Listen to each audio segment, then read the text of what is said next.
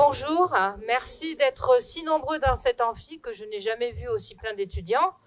Je vais passer la parole à notre doyenne Valérie Bouchard qui va donc commencer cette conférence par un mot. Merci, chers collègues. En qualité de doyenne de la faculté de droit de l'Université de Toulon, je suis particulièrement honorée d'accueillir dans notre antre deux personnalités éminentes. Alors, malheureusement, il y a une personnalité artistique qui va se faire désirer et qui arrivera d'ici quelques minutes et je vous recommande de lui faire une standing ovation ou le hola, comme vous voulez. Alors, ça n'est pas du Lipa, non. C'est... Non, mais je m'adapte à mon auditoire. Voilà. On m'a dit qu'il fallait que je capte l'attention de mes étudiants, donc j'essaie de m'y employer. Il s'agit de monsieur Charles Berligne, directeur du théâtre Toulon Liberté, et très connu pour ses talents d'acteur, de réalisateur, de metteur en scène, scénariste et producteur. C'est vrai que c'est un personnage qui est quand même très connu du grand public, et son amour pour la ville de Toulon, aujourd'hui, il n'est plus à démontrer. D'ailleurs, me semble-t-il, il a quand même contribué à porter la flamme olympique au moment des JO. Et dans ce temple du rugby, qui est la ville de Toulon, Monsieur Berligne l'a découvert il y a fort longtemps en raison d'une mutation professionnelle de son papa, qui était médecin militaire. Alors c'est vrai que je suis pas, j'avoue, une grande adepte des réseaux sociaux, de Wikipédia ou d'une certaine presse très spécialisée comme Closer ou Voici, mais j'ai cru comprendre qu'il était monté pour la première fois sur des planches alors qu'il participait à un atelier théâtre au lycée de Dumont-d'Urville où il finissait son cursus au lycée. Et à titre anecdotique, et voilà qui va nous rattacher à la thématique de cette conférence de ce soir, il me semble bien avoir compris que ses parents lui ont attribué le prénom de Charles, l'homme du 18 juin, de l'appel du 18 juin, pour la simple et bonne raison qu'il était né la même année que la constitution de la Ve République. Et voilà qui nous rattache donc au thème de la conférence dédiée au juge sous Vichy.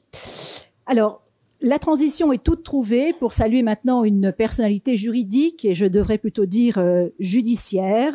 Juridique, c'était pour que ça rime avec personnalité artistique. Il fallait bien que je cherche un petit peu, voilà, quelques rimes prises en la personne de monsieur le conseiller Laurent Sebag, magistrat de carrière. Monsieur Sebag a quand même énormément contribué à la formation de nos étudiants au sein de cette faculté, et ce pendant des années, pendant plus de 20 ans, me semble-t-il, successivement vacataire, puis professeur associé.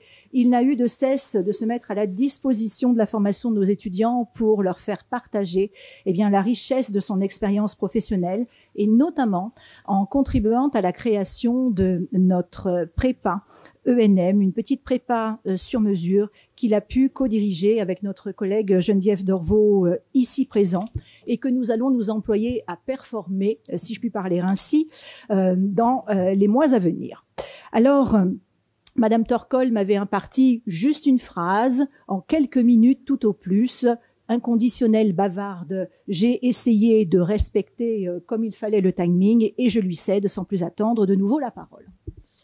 Merci, Madame la doyenne.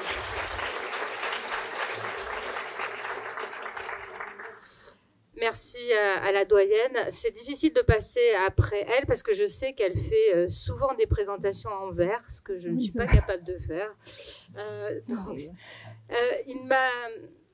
Je vais donc présenter Laurent Sebag peut-être un peu plus sentimentalement que confraternellement, je vais dire, parce que nous sommes amis.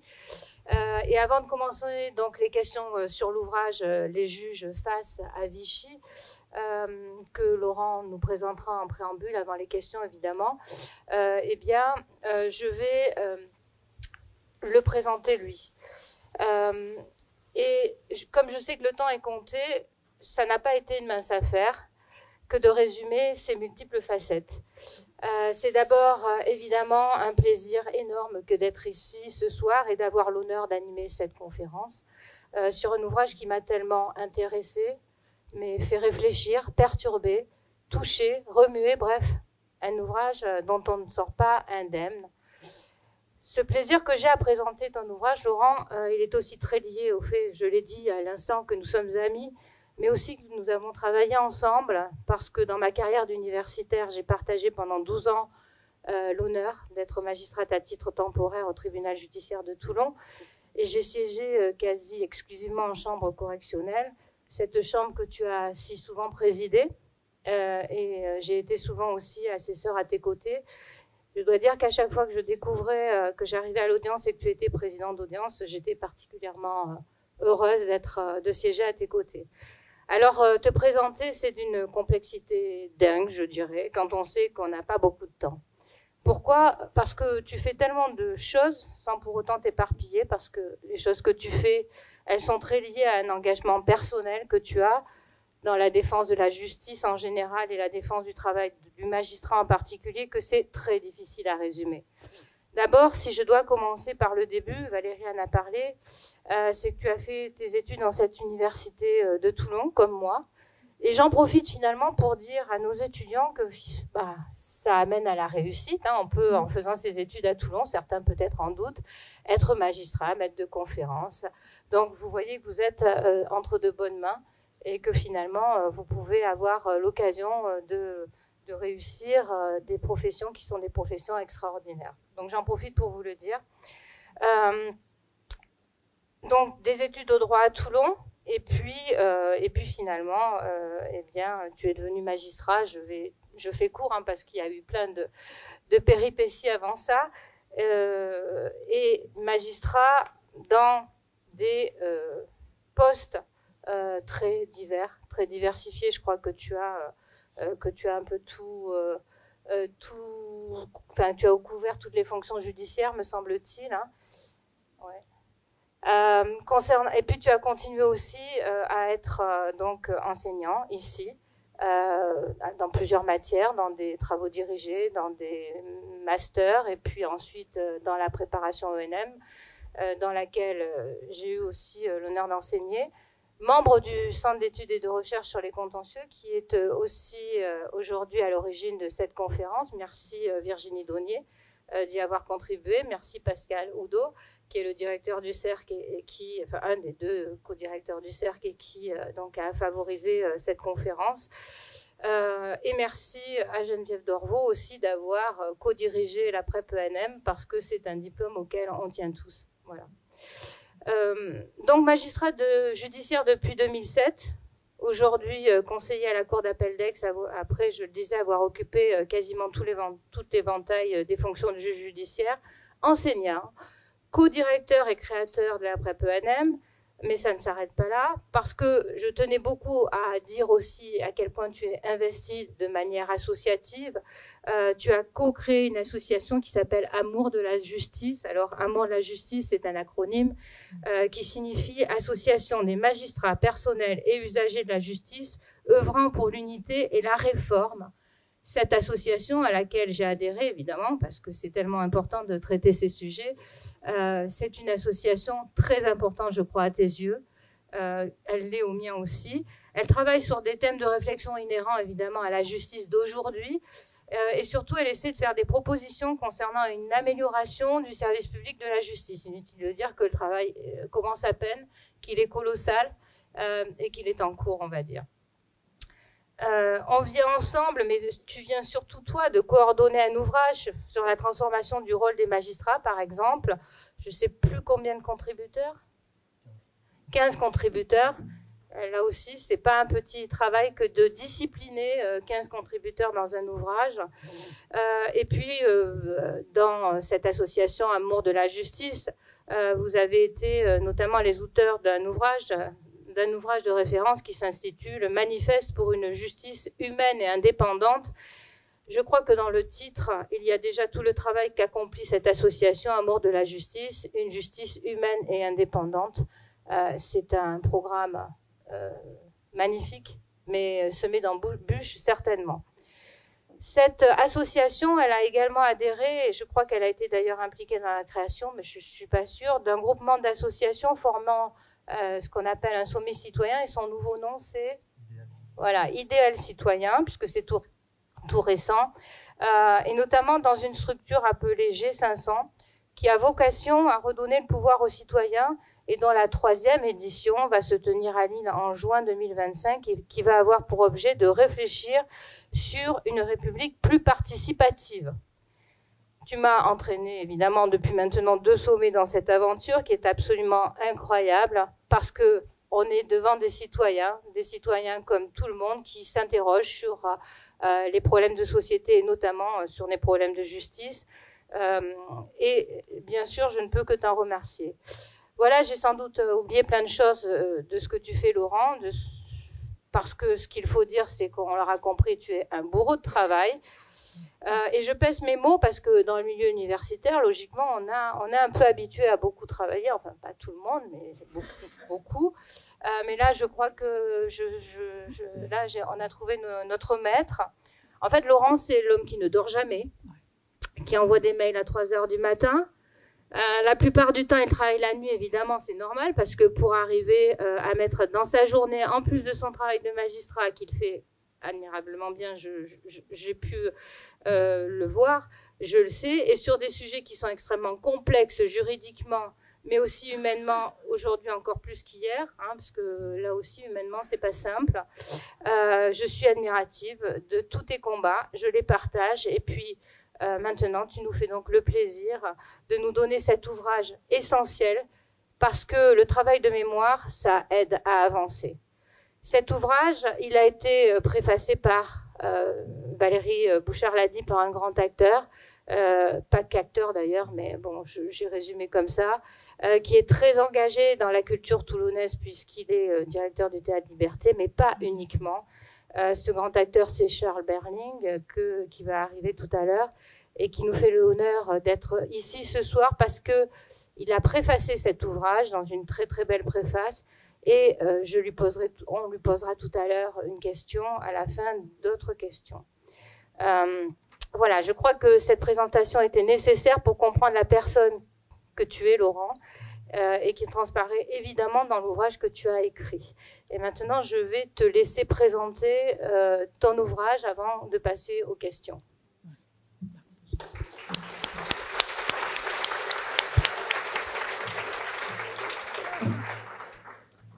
Bien, merci à tous d'être présents si nombreux. Je suis d'ailleurs désolé, je vois que des personnes sont debout au fond de la salle. Je crois qu'on avait sous-estimé votre engouement pour un tel sujet et je le regrette. Et je vous remercie d'être présents en si grand nombre.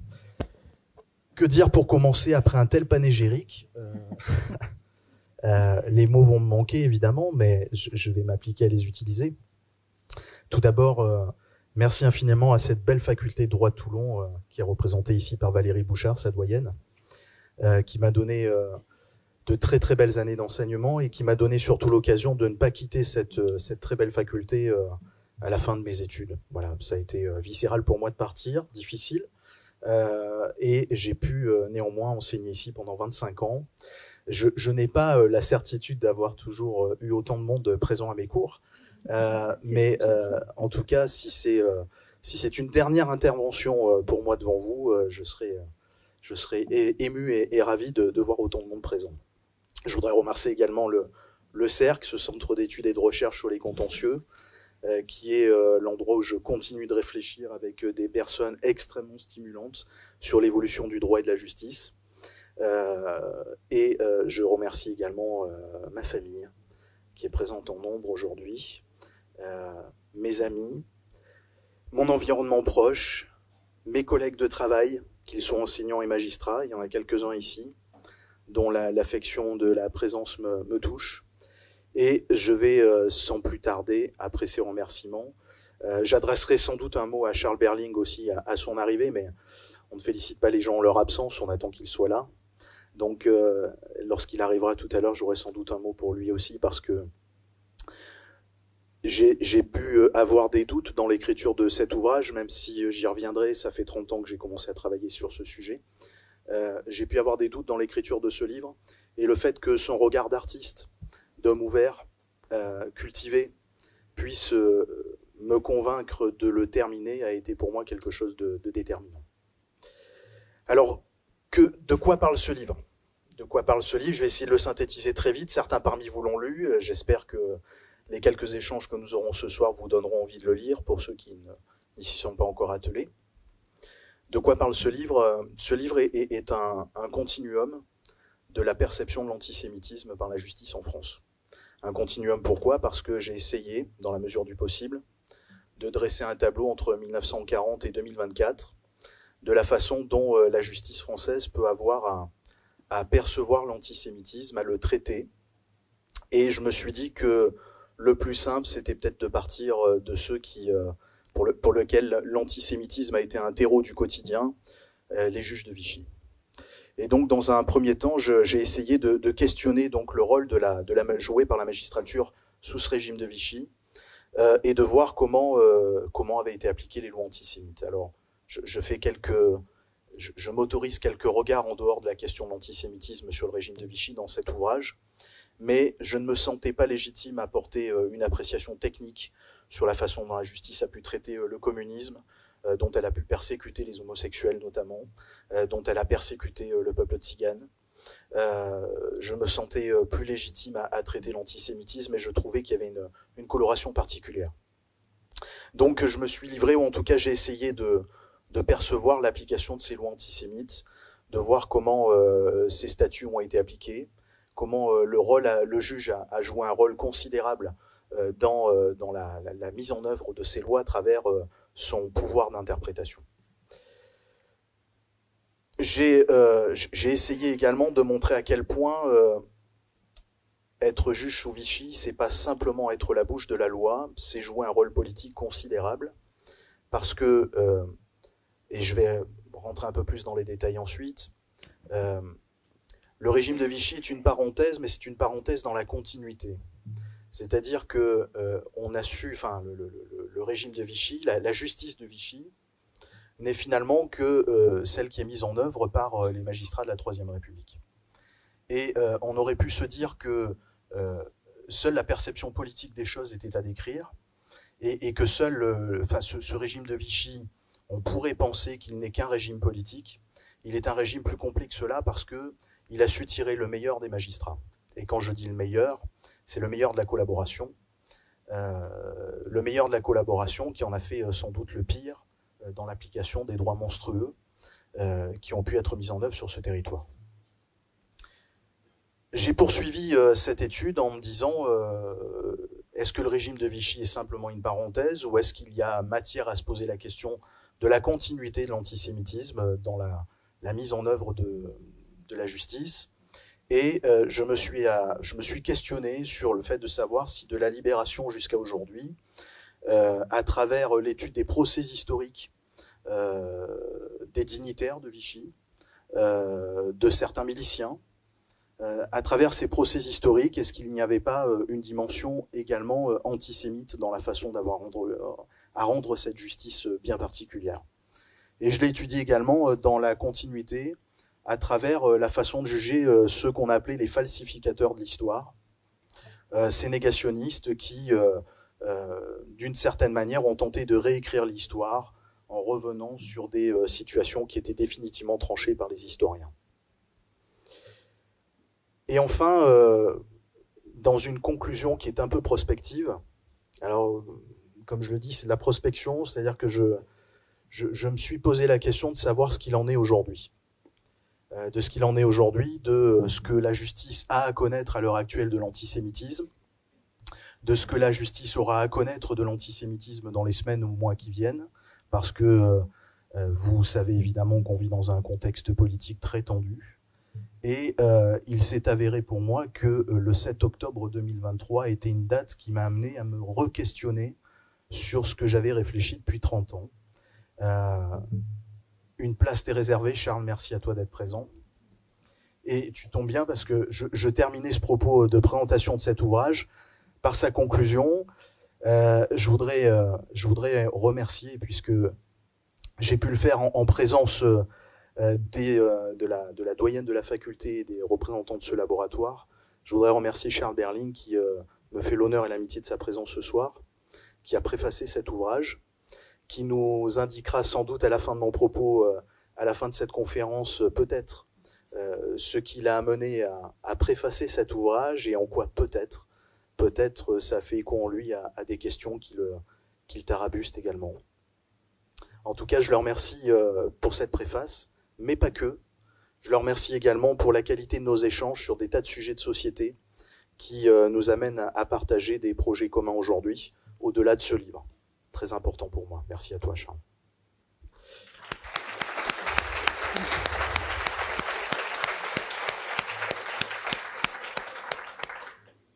Ça veut dire que tu as fini ton propos introductif et l'explication de cet ouvrage, parce qu'effectivement, tout le monde ne l'a pas lu ici, mais ça sera vite réparé.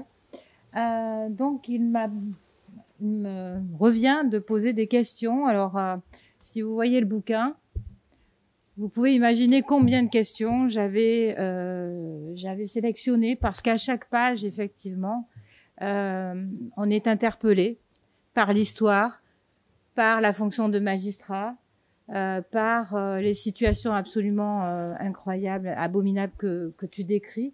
Et donc, choisir des questions, c'était renoncer. Donc, j'ai renoncé à beaucoup de questions. On va essayer d'en poser le plus possible, mais on va essayer aussi de réserver, évidemment, de la place pour des questions à cet auditoire, sachant qu'on est quand même assez contraint par les périodes d'ouverture de la faculté de droit. Donc, je vais commencer par 3 questions assez génériques et puis ensuite, j'ai choisi de poser des questions dans l'ordre chronologique de l'ouvrage. D'abord parce que certains peut-être l'ont lu ou voudront peut-être prendre des notes concernant cet ordre chronologique et ils retrouveront très facilement les références que j'ai notées.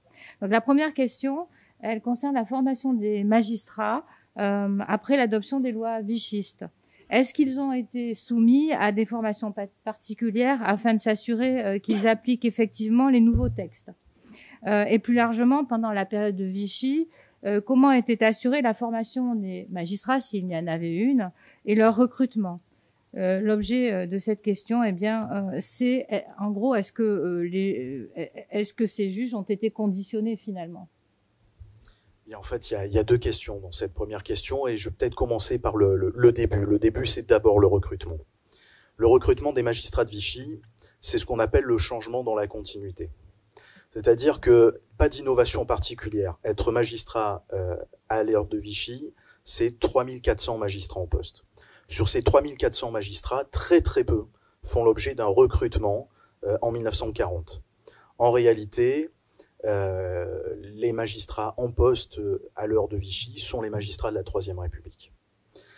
C'est-à-dire des magistrats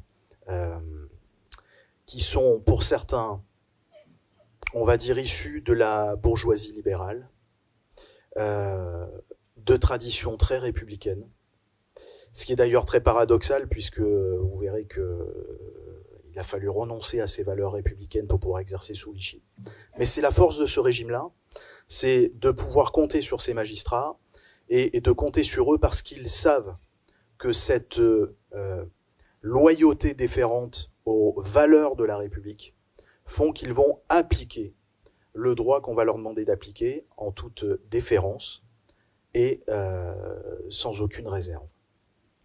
Donc, de recrutement particulier, il y en a pas spécialement. Particularité également. Alors pourquoi il n'y a pas de recrutement aussi? D'abord parce que les magistrats de on trouve suffisamment d'effectifs intéressants dans les magistrats de la Troisième République, c'est-à-dire il y a une masse considérable de ces magistrats qui sont prêts à appliquer le droit qu'on leur demande d'appliquer. Il y a une forme de comme je le disais tout à l'heure, de loyauté déférente. Il faut avoir conscience aussi que, comme à certains autres moments de l'histoire, la magistrature sous Vichy n'est pas quelque chose d'attractif. On l'appelait à l'époque le SMIC de la bourgeoisie. C'est-à-dire que de tous les cadres de la haute fonction publique, c'était sans doute le magistrat qui était considéré comme le prolétaire de la fonction publique. Et donc, évidemment, il n'y a pas sous Vichy de primes particulières financières pour exercer ses fonctions, et donc ça n'attire pas particulièrement. Ça, c'est pour ce qui est du recrutement. Ensuite, pour ce qui est de la formation c'est assez simple, il n'y en a pas non plus. Pourquoi? Parce que en réalité, le magistrat de Vichy n'est pas un magistrat formé au droit, c'est un magistrat dont on attend de lui une certaine, comme je le disais, loyauté au pouvoir politique. Et donc, les qualités requises sont celles de la servilité principalement, et de la capacité à pouvoir appliquer à peu près n'importe quel texte sans être trop sourcilleux sur les contours liberticides. Donc pas de formation particulière. Pour rappel, l'École nationale de la magistrature, à l'époque appelée Centre d'études judiciaires, n'est créée qu'en 1950, 5 ans après la Libération, avec une volonté évidemment, et vous le comprenez bien, après la Libération, de tenter de s'acheminer vers une forme d'indépendance de la justice. Et donc, qui dit indépendance, dit école de formation, concours d'accès, égalité des chances et surtout plus de cooptation politique dans l'intégration de la magistrature. Donc cette école, évidemment, ne naît que très récemment, 1950. Elle ne devient École nationale de la magistrature qu'en 1972. Et donc, pour tout ce qui précède 1950, et Vichy en est l'exemple criant, ce ne sont que des nominations politiques. Je crois que j'ai à peu près tout dit. Alors, non, peut-être il faut... comment on peut se poser la question de savoir comment s'assurer le respect des ordres donnés. Il y a un poids très important des circulaires qui émanent évidemment des procureurs généraux et des premiers présidents, relayés par la Cour de cassation et le Conseil d'État pour ce qui concerne les juges de l'ordre administratif. Et donc, on va dire que la qualité du travail attendu passe par le biais de ces circulaires qui sont évidemment extrêmement impératives, à la différence de la valeur qu'on peut leur donner aujourd'hui sous la Ve République. Merci. De toute façon, on va revenir sur ce travail des magistrats au fil des questions. Deuxième question assez générale. L'ouvrage évoque la liberté d'expression du chercheur, mais aussi la liberté de création avec la loi Guessot et puis l'affaire Dieudonné, qui sont des affaires évoquées en deuxième partie. On peut se poser la question, quelle limite à la liberté d'expression au regard de ces faits historiques? Alors, là encore, dans cette question, on pourrait tenter de penser qu'il y a deux formes de liberté. La liberté de recherche, qui est celle qui anime l'historien, en tout cas dans l'élaboration de la vérité historique, et la liberté d'expression. En réalité, c'est une seule et même liberté, puisque le Conseil constitutionnel nous l'a dit en 1994, on parle de liberté de recherche comme étant l'émanation de la liberté d'expression. Donc en réalité, il s'agit d'une seule et même liberté, qui a une valeur évidemment consacrée par l'article 11 de la Déclaration des droits de l'homme et du citoyen, comme vous le savez, qui est une liberté fondamentale, mais elle connaît un certain nombre de limites générales, certaines générales et une spéciale, et évidemment c'est sur la limite spéciale que je me suis attardé dans cet ouvrage. Pour rappel pour nos chers étudiants, les différentes limites générales à cette liberté d'expression, et donc à la liberté de recherche comme étant une déclinaison de la liberté d'expression, alors au départ, c'est une simple application de ce qu'on appelait l'ancien article 1382 du Code civil, c'est-à-dire la faute civile dans la réalisation du travail de recherche. C'est-à-dire que l'historien, comme tout scientifique, a un cahier des charges à remplir pour que sa recherche soit conforme aux données acquises de la science et conforme à la rigueur qu'on doit se donner dans la recherche scientifique. Et évidemment, quand on constate pendant un certain nombre de décennies que l'historien n'applique pas ce bon vadémécum pour procéder à sa recherche, il commet une faute civile qui, dans un premier temps, est sanctionnée sur le terrain du droit civil de droit commun. L'ancien article 1382 du Code civil, une faute, un préjudice, un lien de causalité. Et donc, dans les premiers temps, les historiens sont sanctionnés par ce biais-là. Ce qui était assez simple en réalité à faire, et ce qui s'est compliqué en réalité, lorsqu'on a inscrit, on va dire, les fautes de commission des historiens dans la loi de 1881, qui est la loi consacrée à la liberté de la presse. À partir de ce moment-là, la Cour de cassation a changé d'optique, et elle a indiqué que finalement, quand la faute de l'historien peut se trouver sur le terrain pénal de l'entrave portée à la correcte liberté d'expression et liberté de recherche, dans cette hypothèse précise, il n'y a plus d'article 1382 qui s'applique. C'est ce qu'elle nous dit depuis 2000 dans un célèbre arrêt d'assemblée plénière. Et donc, c'est à travers la loi de 1881, concernant la liberté de la presse, que vont être érigées ces limites générales à la liberté d'expression et de recherche, donc du chercheur. Et je cite un certain nombre de jurisprudences dans cet ouvrage, notamment concernant les recherches de l'historien Forisson, de Garaudy également, qui a été sanctionné par la Cour de cassation et qui a également, qui s'est pourvu devant la Cour européenne des droits de l'homme et qui a lui-même été aussi sanctionné par la Cour européenne des droits de l'homme. On trouve une limite à cette liberté de la recherche historique dans cette loi de 1881. Alors à travers certaines dispositions, une première à l'article 24 de la loi de 1881 qui sanctionne l'apologie.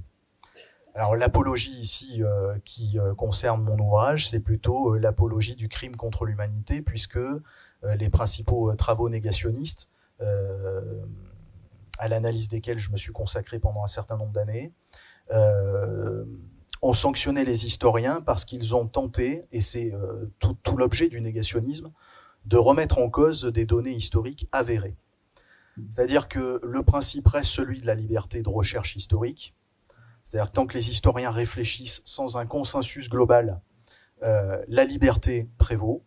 Et à partir du moment où un fait historique est suffisamment avéré et tout le monde s'entend sur l'ensemble de ses déclinaisons, à partir de ce moment-là, il devient inviolable et on rentre dans la fin de la recherche possible. Et donc, tout ce qui viendrait contrarier ce fait historique avéré devient, alors pour certains du révisionnisme, pour d'autres du négationnisme, en tout cas, ça devient une atteinte portée à une vérité historique. Et donc c'est sanctionné sous l'angle de la loi de 1881 sur la liberté de la presse à travers cet article 24, parce que remettre en question un fait historique avéré, c'est faire l'apologie de ce qui a, ou en tout cas c'est faire l'apologie de ce qui a mené à l'éradication du fait constaté.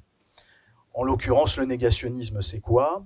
Le négationnisme, c'est remettre en question l'existence, la validité, les contours de la Shoah. Voilà, ça c'est un fait historique avéré, on ne peut pas le contester. En revanche, on peut, sur la période de Vichy, avoir encore des échanges suffisamment éclairés qui relèvent encore de la sphère de la liberté, notamment sur les circonstances, par exemple, de l'arrestation de Jean Moulin, qui ont été des questions encore discutées dans le procès Garaudy devant la Cour européenne des droits de l'homme. La Cour européenne des droits de l'homme a dit assez facilement que sur cet élément-là de l'histoire, une discussion était encore possible et que peut-être Garaudy n'était pas répréhensible, mais qu'en tout cas, sur la négation de la Shoah, qui est un fait historique avéré, article 24, dire le contraire revient à faire l'apologie d'un crime contre l'humanité, et donc c'est une limite considérable à cette liberté d'expression. Voilà, je voudrais juste, pour terminer sur cette question, m'étendre un instant sur la survie du devoir de mémoire. On s'est longtemps posé la question de savoir si le négationnisme était le devoir de mémoire, de se souvenir de la Shoah, était quelque chose qui pourrait disparaître demain. Et évidemment, plus le temps passe et plus la question se pose, parce que les principaux témoins de la Shoah disparaissent les uns après les autres. Et donc, finalement, cette question n'est plus de l'ordre du présent, mais de l'ordre du passé. Et donc, on se pose la question, évidemment, si dans cette quête de l'histoire, le fait que les témoins de la Shoah disparaissent, est-ce que ça n'est pas un vecteur pour que la Shoah disparaisse? Et donc, à terme, est-ce que ça ne risque pas d'entraîner un retour du négationnisme? Alors, la Cour de cassation a été très claire. Il lui arrive de se projeter assez loin dans ses réflexions. Dans la décision de Garaudy, elle a été assez loin puisque elle dit « ne vous inquiétez pas ». Alors évidemment, elle n'écrit pas comme ça, mais c'est le message qu'elle nous donne. « Ne vous inquiétez pas pour la perpétuation de la mémoire, parce que le négationnisme, ça n'est pas quelque chose qui vient protéger le devoir de mémoire, c'est quelque chose qui vient sanctionner l'antisémitisme. Et donc, demain, ne vous inquiétez pas du retour du négationnisme, parce que même si la Shoah disparaît de la sphère du présent, l'antisémitisme, en tant que fondement du vivre ensemble sur le territoire français, sera toujours, elle, protégée. Merci, on voit à quel point, en tous les cas, la réflexion, elle se nourrit de l'actualité aussi, et elle n'est pas terminée, hein. On se pose encore énormément de questions non résolues sur cette période. La troisième question, je vais te la poser, mais tu y répondras pas tout de suite, parce que je pense qu'on va grouper cette question pour la fin de toutes ces questions. C'était une question sur l'impact des recherches que tu as menées pour faire cet ouvrage. Comment ça s'est répercuté sur ta conception de la fonction de juger.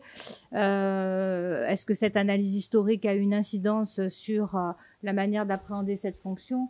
Mais plus largement, on verra tout à l'heure. J'élargirai cette question, parce que quand on a été magistrat ou qu'on est magistrat, je pense que sans cesse, à chaque page, on se pose la question de qu'est-ce qu'on aurait fait si on avait été magistrat à cette période. Peut-être qu'on essaiera de commenter ça tout à l'heure. Concernant donc les questions que je vais prendre chronologiquement dans cet ouvrage, au début de cet ouvrage, tu affirmes que Vichy était un régime fasciste et pas totalitaire, en te ralliant aux thèses d'Hannah Arendt. Est-ce que tu peux nous donner une explication rapide sur cette nuance que tu apportes dans ton analyse? Oui. Alors Hannah Arendt nous dit, et je vais expliquer pourquoi, Hannah Arendt nous dit finalement de régime totalitaire, pour l'instant je n'en ai croisé que deux, le régime nazi et le régime stalinien. Donc elle n'y met pas le régime de Vichy et elle n'y met pas l'œuvre de la France à l'époque. Alors pourquoi je suis assez favorable à cette thèse? Parce que autant me semble-t-il il est nécessaire de porter une critique sur ce qu'a été Vichy, autant il est aussi nécessaire de raison garder sur la situation et il est important de percevoir aussi que ça aurait pu être pire. Alors ce que j'entends par là, c'est que le régime de Vichy est un régime fasciste parce que il n'y a pas d'omniprésence permanente dans toutes les strates de la société de la logique persécutrice antisémite, par exemple.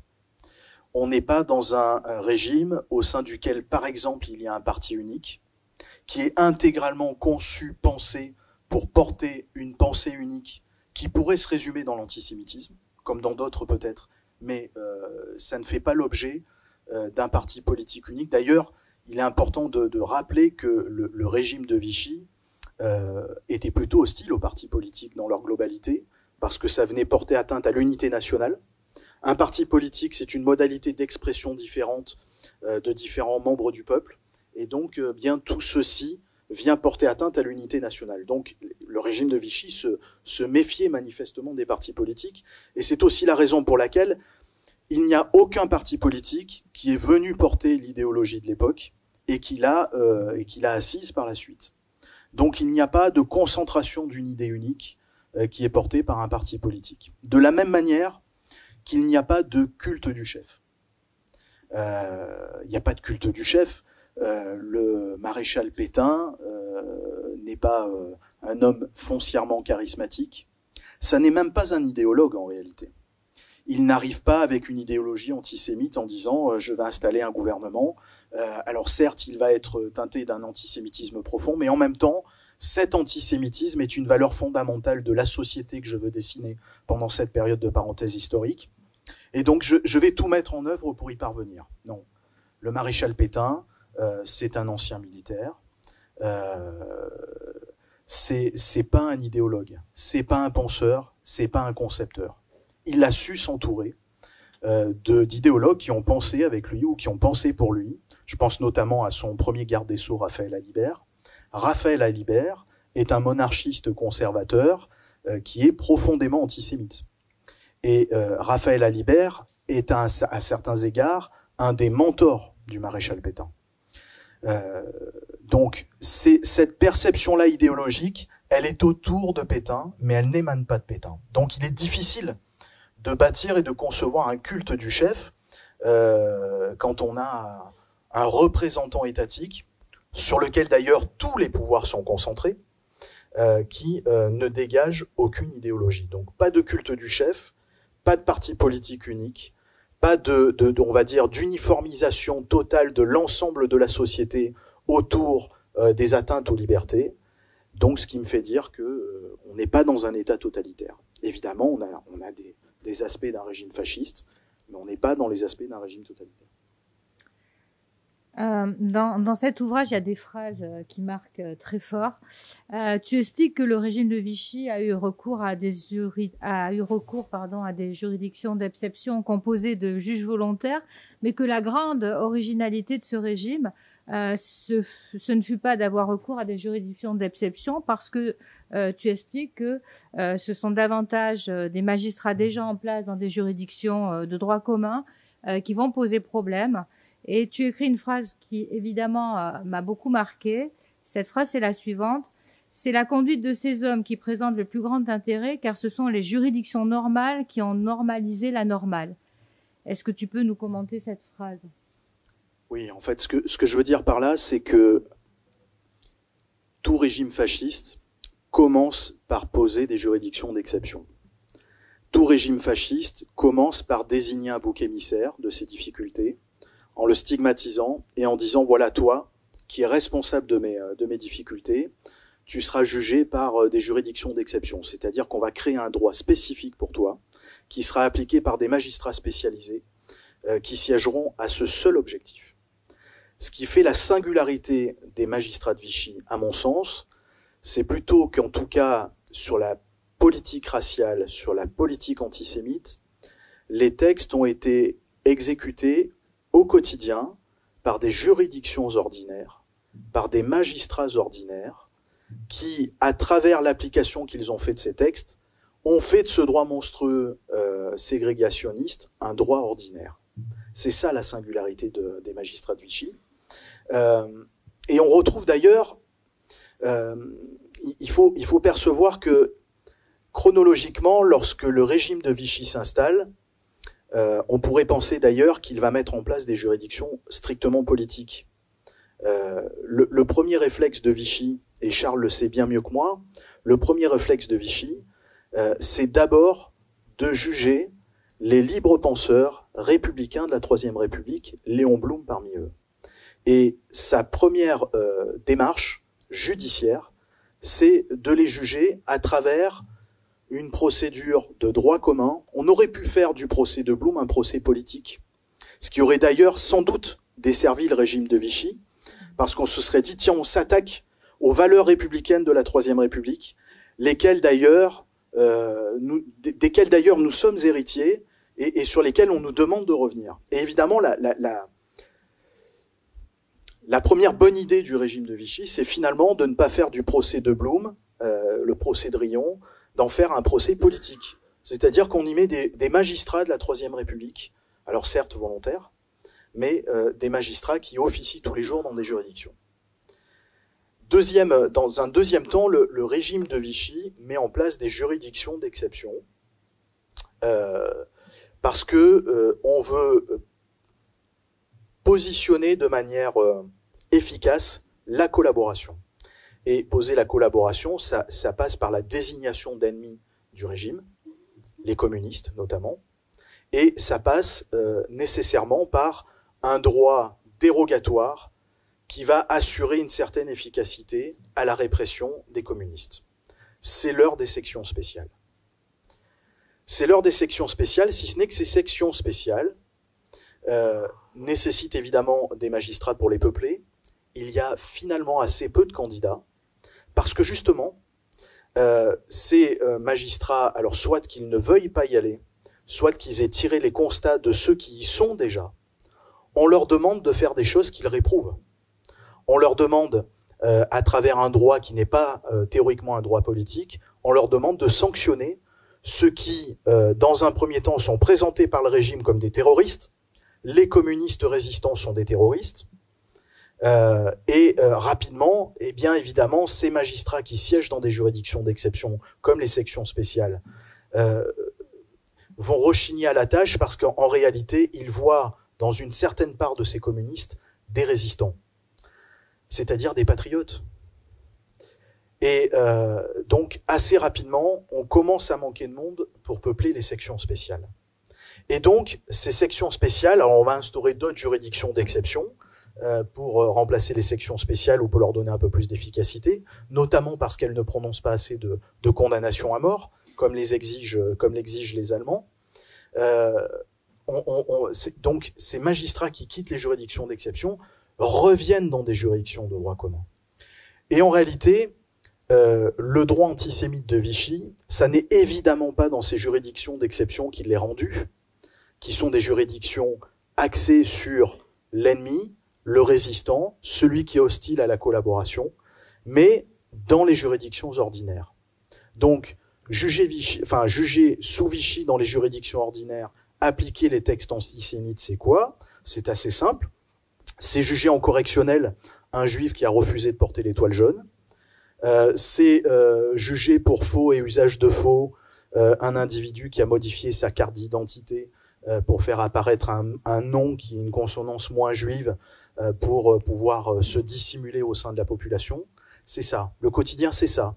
C'est appliquer le statut des juifs ou les statuts successifs des juifs parce qu'on a cherché à échapper à cette qualification qui est une qualification pernicieuse parce qu'elle commence d'abord, elle permet de recéler ou en tout cas de déceler les juifs dans la population pour mieux leur appliquer les textes raciaux ensuite. Et donc, c'est aussi appliquer des lois d'arianisation économique au travers desquelles on retire toute propriété, mobilière comme immobilière aux juifs, et ce qui fait qu'évidemment, plus difficile d'échapper à une rafle quand on vit plus dans son appartement, mais quand on dort sous les ponts. Donc, en réalité, la justice antisémite est rendue dans les juridictions ordinaires. Et c'est ça la singularité. Ça, c'est propre à Vichy. Vous pouvez faire le tour de tous les pays européens. Ils sont tous passés exclusivement par des juridictions d'exception. Ça en dit long d'ailleurs sur le régime et on y reviendra. Oui, c'est pour ça que la phrase est terriblement marquante.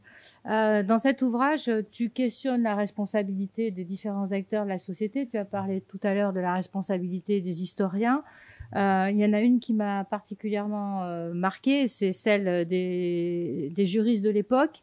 Alors évidemment, il y a des ouvrages qui ont été écrits concernant l'influence de la doctrine, et notamment celui de Daniel Lochek que tu cites.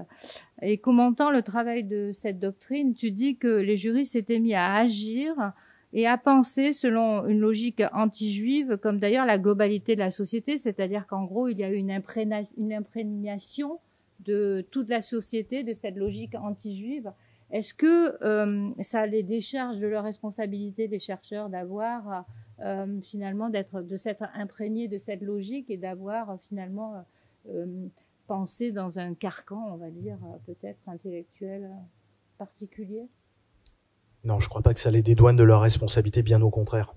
Ce qui fait que le droit antisémite fonctionne à l'époque, c'est que tout le monde y porte un regard vague.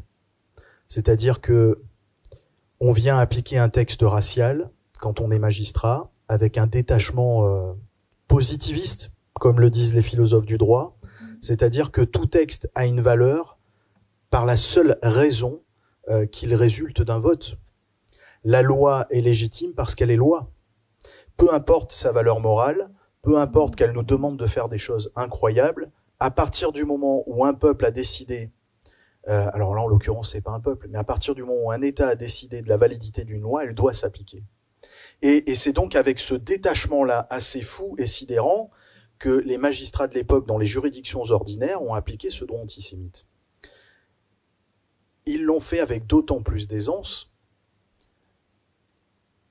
que tous les universitaires, à de très rares exceptions, dans leur activité quotidienne, sur les bancs des universités, dans les revues de droit, commentent la judéité, l'état d'être juif, ce que ça implique, comment le juif est devenu un objet de droit et plus un sujet de droit.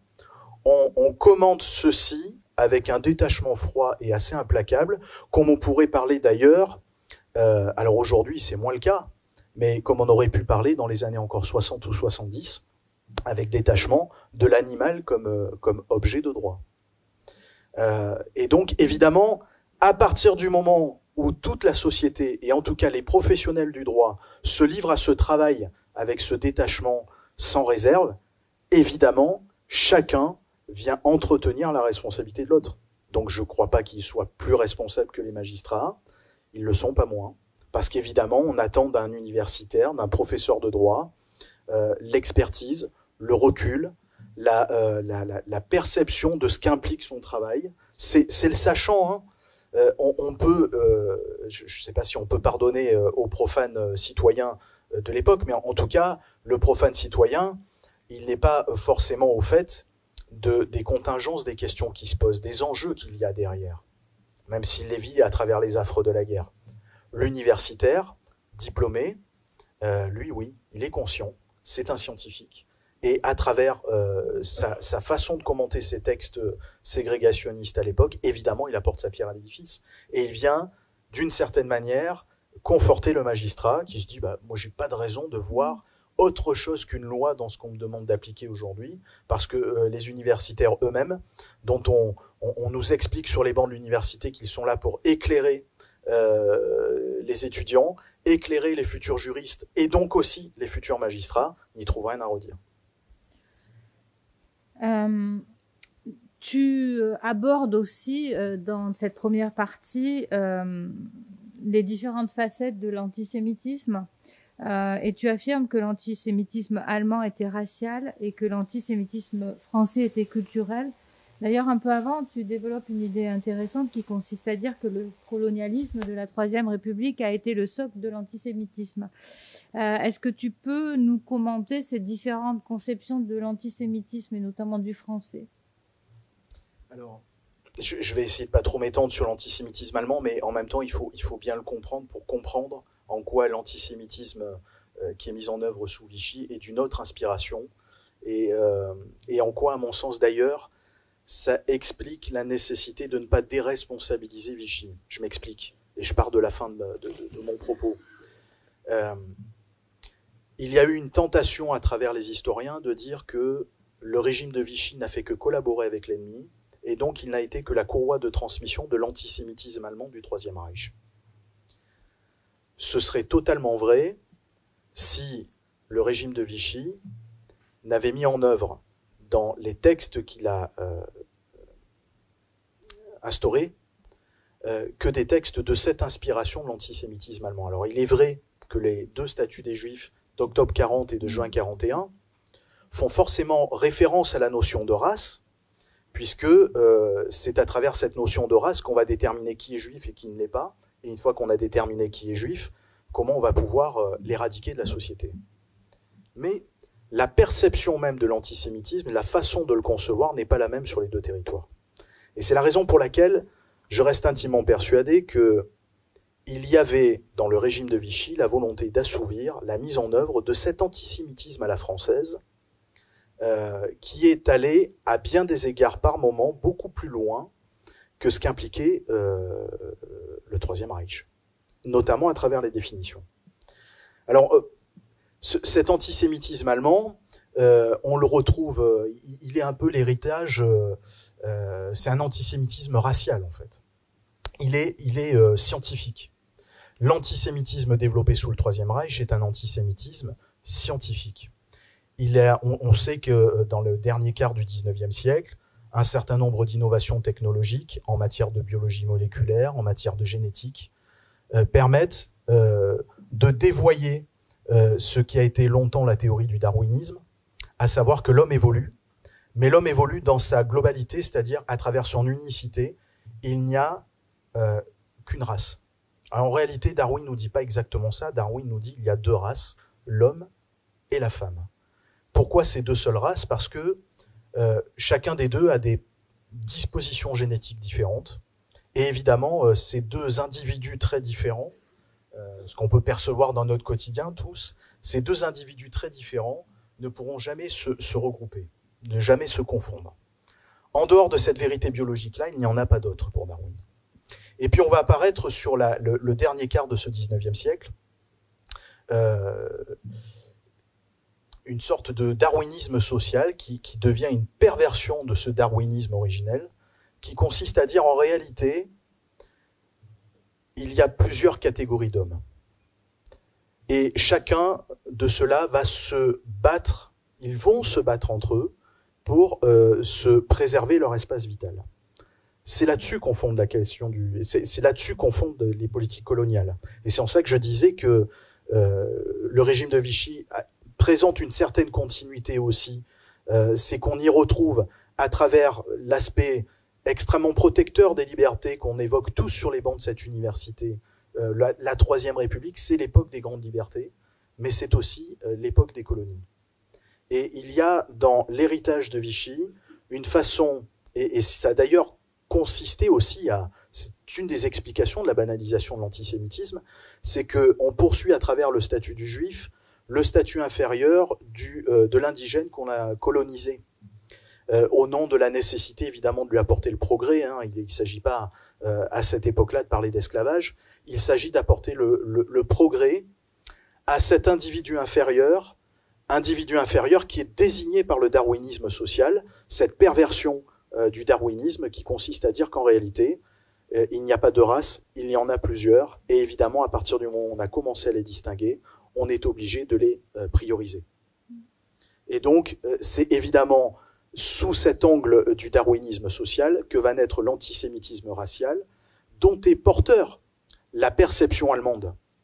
Dans les premiers écrits d'Adolf Hitler dans les années 20, les premiers écrits sont inspirés de penseurs de l'antisémitisme racial, von Schönerer par exemple, oui absolument, Luger également.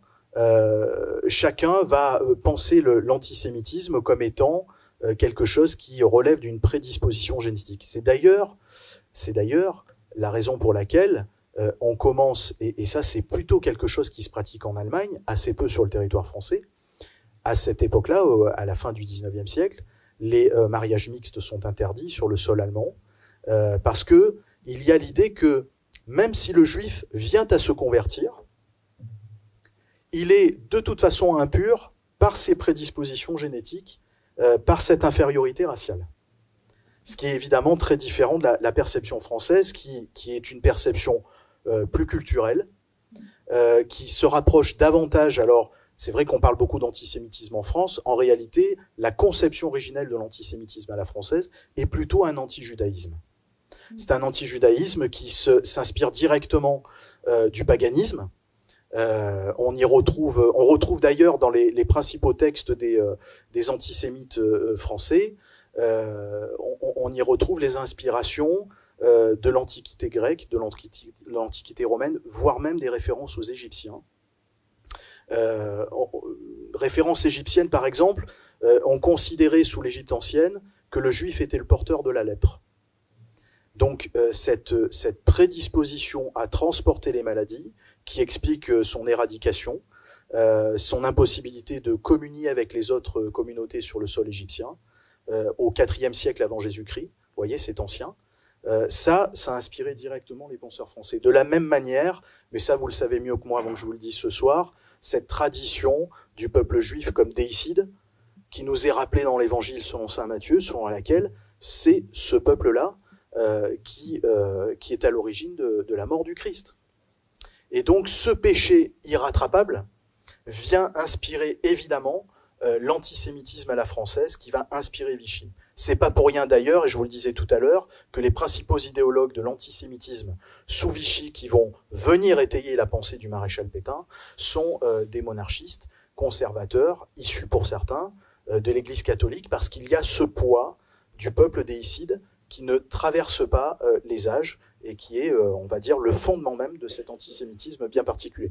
C'est pour ça que je vous disais qu'on ne peut pas imaginer que le régime de Vichy n'ait été que la courroie de transmission, plutôt le lieu de l'application, de l'expérimentation du Troisième Reich. Il y a, dans la pensée française, une autre forme d'antisémitisme qui est davantage un anti-judaïsme et qu'on retrouve dans la plupart des textes. Merci. En tous les cas, toutes ces explications, ça contextualise vraiment le travail du juge sous Vichy, parce que on voit dans quelle ambiance il a dû prendre ses décisions. Juste parce que ça me tient à cœur et que je peux pas me taire là-dessus, concernant la notion de race, tu as évoqué Darwin. Heureusement que depuis, on sait qu'il n'y a pas de race chez les humains, sauf dans notre constitution encore, ce mot existe, et c'est quand même assez problématique que d'imaginer que sous la Ve République, on ait encore une référence à la race dans notre constitution. Donc, c'est pas anodin du tout de l'avoir encore. Je vais peut-être ajouter de la frustration et sauter une question que j'avais évoquée parce que je voudrais vraiment laisser la place aux étudiants. Je vais être un peu provocatrice dans cette question, mais à dessein. Dans ton ouvrage, tu démontres comment le régime de Vichy ne s'est pas attaqué qu'aux Juifs. Tu as parlé tout à l'heure des communistes ou encore du peuple tzigane ou encore des francs-maçons. C'est-à-dire, comme tu le déplores, qu'au-delà de l'antisémitisme, il y avait également une xénophobie à la française. Est-ce que cela a pu relativiser l'antisémitisme dans ce contexte où finalement beaucoup de personnes étaient réprimées? Alors, je crois pas qu'il faille relativiser cette atteinte, relativiser cet antisémitisme. On a bien compris que c'est évidemment un régime de persécution, qu'un certain nombre de catégories de population sont visées par des textes discriminatoires, mais là où je me refuse à relativiser l'antisémitisme, c'est qu'il me semble que le juif sous Vichy fait l'objet, on va dire, d'une attaque frontale un peu systématique et sur tous les sujets. C'est-à-dire, j'essaie de m'expliquer, c'est sans doute la seule catégorie de la population dont on va d'abord créer un texte pour dire qui en est et qui n'en est pas. C'est-à-dire que pour les autres, la question ne se pose pas. Les autres, ce sont des actions. Je suis communiste, j'ai une conviction politique, j'agis. Je suis homosexuel, j'ai une façon de me comporter dans la société qui me désigne comme tel. Le juif, c'est différent. C'est différent parce que, en plus, dans cette période-là, il se fait discret. Et donc, comme il se fait discret et trop discret, il faut arriver à le déceler ou qu'il se terre. Donc, ça consiste d'abord, dans un premier temps, à élaborer des textes pour dire, voyez, même si vous vous défiez d'être juif, d'ailleurs peut-être, et c'est ça qui est assez fou, c'est qu'on se retrouve avec une définition légale du juif qui est une définition politique, qui va d'ailleurs, dans bien des cas, bien plus loin que la définition religieuse que les juifs se donnent à eux-mêmes. C'est-à-dire qu'on peut avoir des juifs en France, entre 40 et 44, qui ne se considèrent pas comme juifs, qui ne sont pas pratiquants, qui portent un nom, qui ont des origines, mais qui ne pratiquent rien, qui ne vivent pas dans un culte particulier. Eh bien, même en ne se considérant pas comme juifs, même en n'étant pas considérés par leur communauté comme tels, un État, à un moment donné, leur dit « vous l'êtes ». Et c'est évidemment pas par souhait que les juifs soient plus nombreux que ceux qu'ils sont, c'est juste pour être sûr de n'en oublier aucun.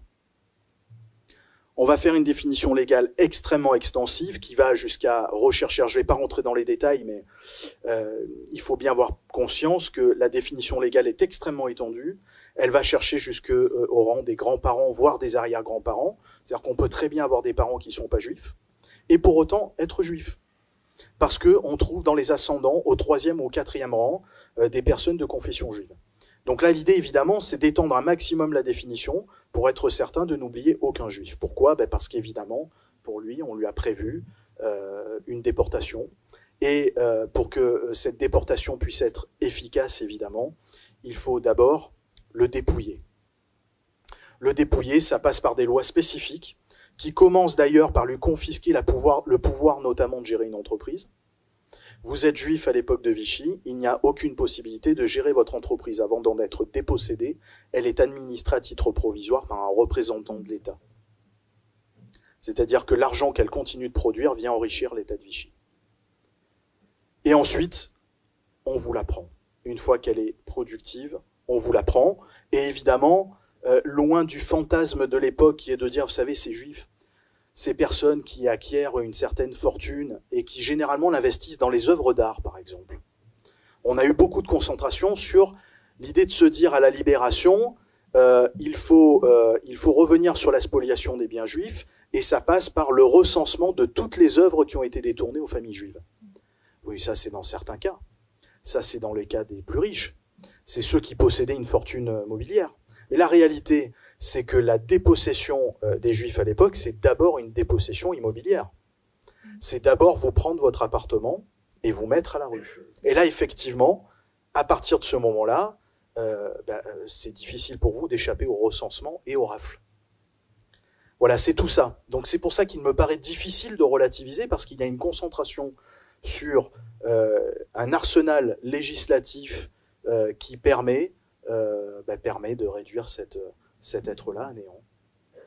C'était provocateur, tu l'as compris, hein, mais c'est vrai quand tu donnes des exemples, notamment de ce jeune communiste qui a été toulonné. Dont la famille est présente dans la salle d'ailleurs, et je la remercie. C'est pour ça que ça m'a marqué aussi, et qui a été réprimé de façon assez abominable. Donc ça pose question. En tous les cas, on sent bien qu'on était dans une société totalement répressive. Je vais revenir sur le travail du juge. Tu as cette phrase, encore une fois, c'est des phrases qui marquent. Que dire de l'état de droit dans une société donnée quand le recours au juge subsiste formellement, mais que l'indépendance du juge n'existe pas? Comment répondre à cette question? Ça me paraît assez évident. Alors, l'état de droit, c'est quoi? Je fais juste une petite parenthèse, parce qu'on vit une heure politique où derrière l'état de droit, on met un peu tout et n'importe quoi, et on le remet en cause du jour au lendemain. Enfin, il faut s'entendre sur le minimum commun de la définition de l'état de droit. L'état de droit, c'est cette garantie du pouvoir d'une égalité de la loi qui met à l'abri chaque individu de l'arbitraire et qui lui permet, me semble-t-il, d'exercer un minimum de liberté fondamentale. Une fois qu'on est d'accord sur cette définition, il est assez évident que sans justice indépendante, cette définition-là n'a aucun sens. En tout cas, elle n'a aucune possibilité de s'exprimer. Qui garantit l'égalité des citoyens devant la loi si ce n'est pas le juge? Qui garantit le caractère fondamental des libertés des individus si ce n'est le juge? Qui peut éventuellement protéger les citoyens de l'arbitraire du pouvoir politique si ce n'est le juge? Et être juge, me semble-t-il, c'est pas simplement être une entité, c'est être libre d'action. Alors évidemment, dans un cadre constitutionnel avec des garanties, il ne s'agit pas de renverser la table et de faire que les juges demain deviennent les porteurs du pouvoir politique. Mais tout est question d'équilibre. Et à partir du moment où le juge n'est pas indépendant, il est évident que l'état de droit ne peut pas être consacré. Ça me paraît être une évidence. Et à l'époque, en tout cas, entre 40 et 44, c'est perçu ainsi, puisque le fondement même du statut des magistrats à l'époque, c'est la dépendance au pouvoir politique. C'est totalement assumé. Hein. C'est le pouvoir politique qui nomme les juges, c'est le pouvoir politique qui les fait avancer, c'est le pouvoir politique qui les a épurés.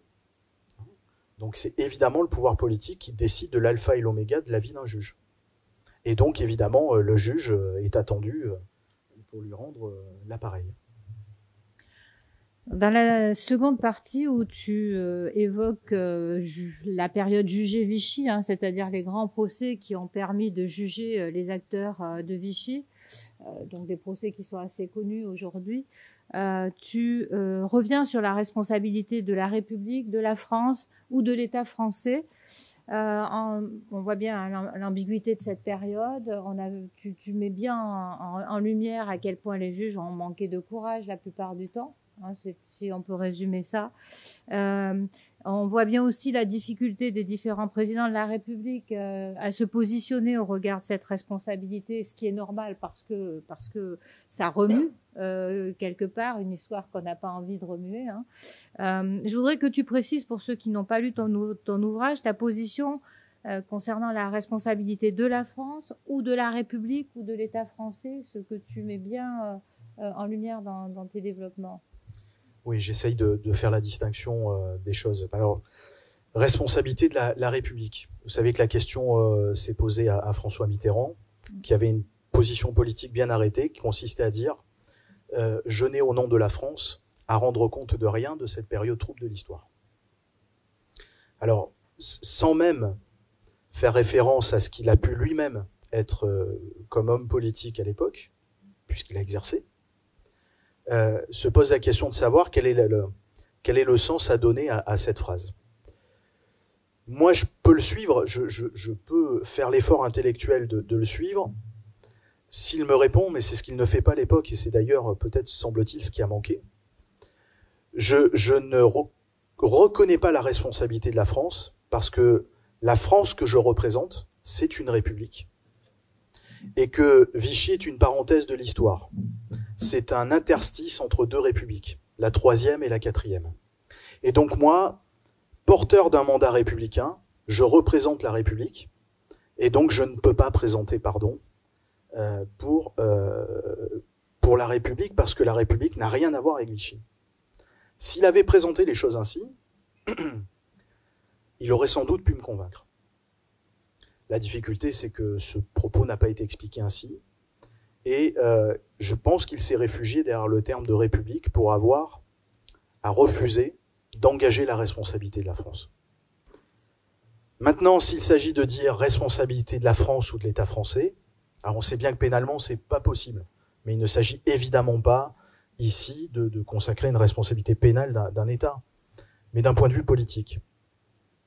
Il me semble que cet argument qui consiste à dire la République n'est responsable de rien ne vaut plus lorsqu'il s'agit de parler de la France ou de l'État français.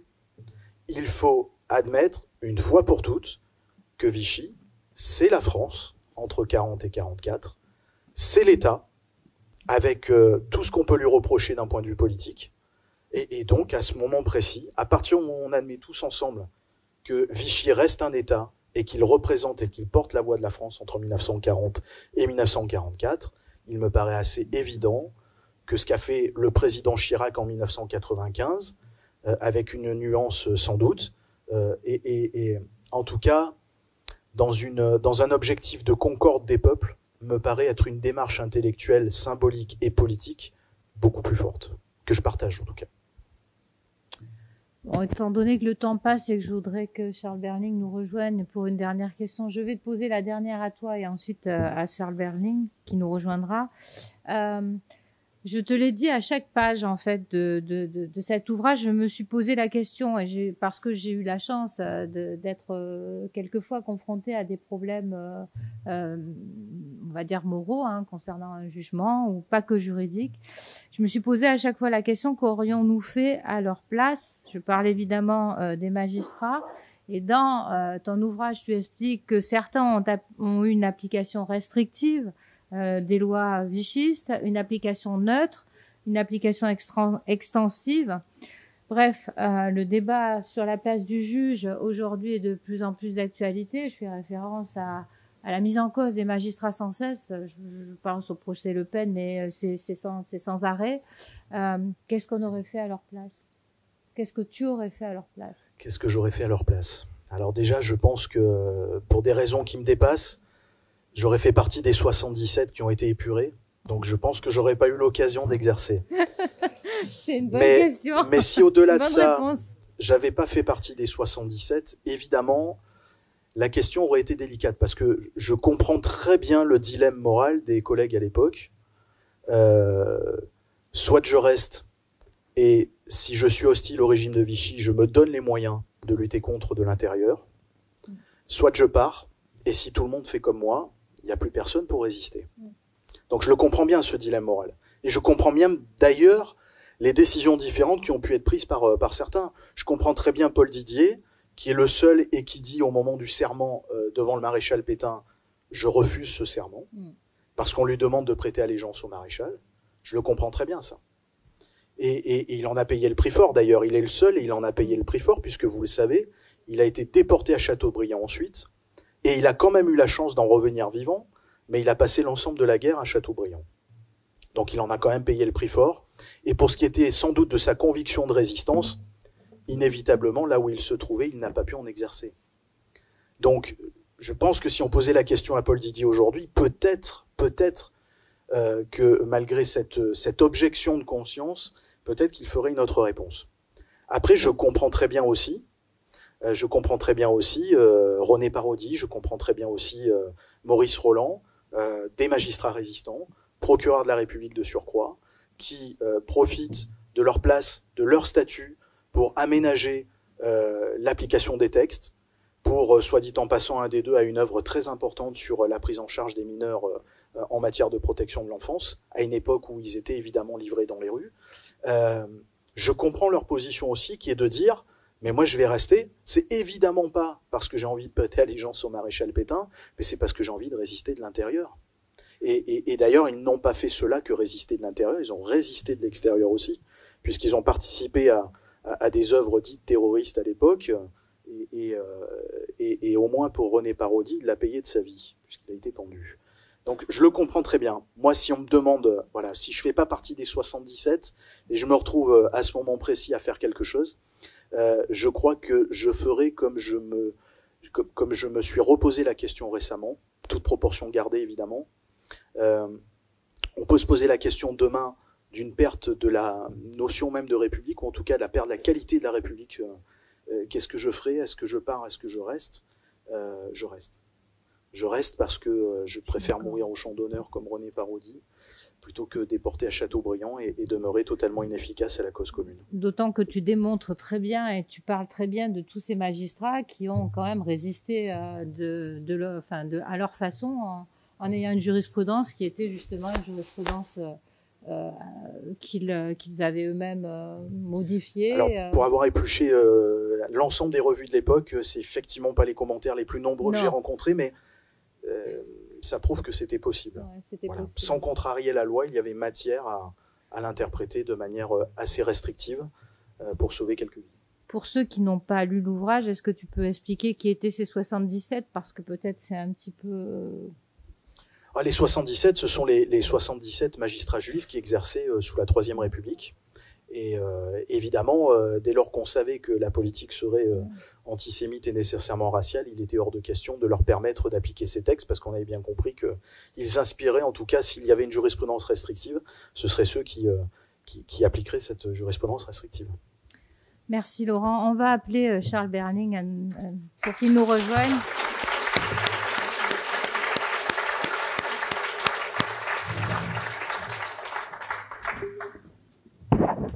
Merci. Alors, on voulait, mais je voulais, après avoir lu cette préface, très belle préface à cet ouvrage, je me suis demandé, parce que vous avez écrit vous aussi une belle phrase qui reste aussi dans l'oreille, ce que l'on ne peut pas dire, il faut en parler. Alors, pour en parler, il y a des ouvrages comme celui de Laurent, et puis il y a aussi un travail d'acteur, un travail d'historien. Vous dites que vous avez écrit cette préface dans le train, alors que vous alliez dire les phrases de quel est, alors j'ai peur d'écorcher le nom, mais Perochotnik, c'est ça? Tsalek Pererodnik. J'ai pas trop l'accent. Bah, moi non plus, mais enfin, c'est comme j'ai travaillé avec un Polonais pour la traduction, c'est lui qui m'a instruit. Est-ce que vous pouvez nous dire comment vous avez choisi ce texte, par exemple, et le message que vous êtes allé porter? Quel retour vous avez eu sur cet engagement? Quelles questions ça a suscité dans le public? Parce que je suppose que c'est suivi aussi ensuite d'échanges, sans doute. Eh bien, c'est un texte qui est un texte qui a été un journal d'un homme, d'un Polonais juif qui a été donc qui est mort dans des conditions atroces dans le ghetto de Varsovie. Et ce texte m'a été donné il y a plus de 10 ans par Robert Badinter, parce que j'avais eu l'honneur, la chance de pouvoir interpréter la figure de Robert Badinter dans l'abolition et l'exécution. C'est comme ça que j'ai rencontré Robert Badinter. Et Robert Badinter, c'est marrant parce que Laurent en parlait tout à l'heure, fait partie, maintenant qu'il a disparu l'année dernière ou cette année, en début d'année,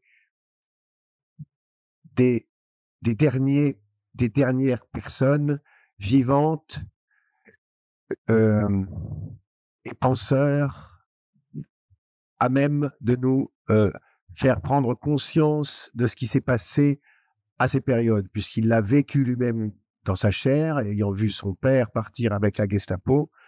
Et c'est d'ailleurs ce qui a fondé ensuite son combat de justice contre la peine de mort, puisque pour lui, non, un État, un homme, les hommes entre eux, c'est certain, nous le savons tous, les êtres humains sont cruels, ils peuvent se battre, ils peuvent avoir des idées assassines les uns envers les autres, mais que par la loi, un État, et au fond, Laurent en parlait aussi, c'est-à-dire comment la loi devient un outil de destruction d'un être humain, ça, pour lui, ça n'était pas possible, et sa conviction était profonde parce qu'il l'a vécu vraiment dans sa chair. Il y a 2 hommes qui très officiellement sont emportés son père, mais c'était pas, vous voyez, bon, c'était pas un crime passionnel ou c'était pas un crime. Bon, donc ça, Robert à ce moment-là me dit, il faut raconter comment.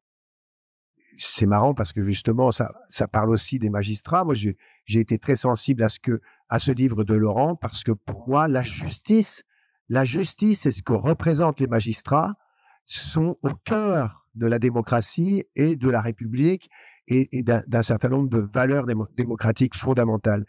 Mais il me dit, il faut jouer, il faut raconter, parce que le théâtre peut rendre, au fond, à la réalité son poids, peut lui donner son poids.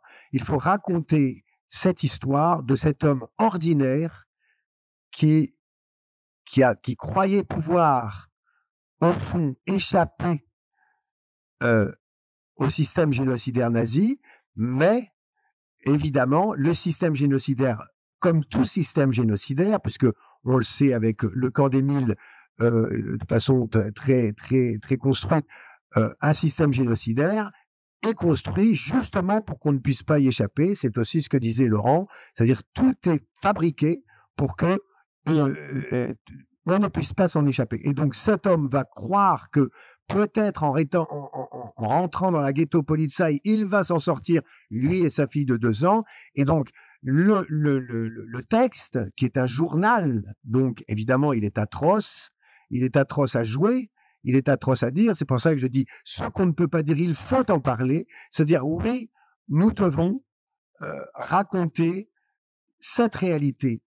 Parce que, et c'est pas par hasard que ça soit Robert Badinter qui me le confie, puisque cette réalité s'éloignant, eh bien,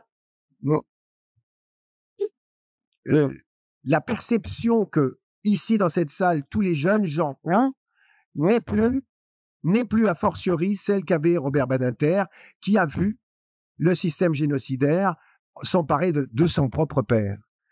Bon, d'ailleurs, c'est étonnant parce que j'ai lu récemment le discours de la Nation de Ernest Renan et qui contredit quelque part, qui dit, ça m'a beaucoup surpris mais beaucoup intéressé, une nation ne peut se construire que sur l'oubli. Et donc, il y a évidemment un propos contradictoire avec ce qu'on est en train de dire sur le devoir de mémoire. Parce que moi, à mon âge, je suis encore sorti. J'ai des parents qui ont connu la guerre de 40. J'ai un certain nombre d'amis qui ont été dans leur famille directement impliqués par ce génocide. Mais comment dirais-je, mais je vois. Et le théâtre, pour ça, m'a paru, et c'est Robert qui me l'a, disons, soufflé, je sais que le théâtre peut faire que l'histoire, la réalité, soit toujours palpable, soit quelque chose qui ne soit pas de l'ordre d'un fantasme. Voilà pourquoi je joue depuis 10 ans de temps en temps ce texte, parce que ça n'est pas une pièce normale, c'est comme si on convoquait.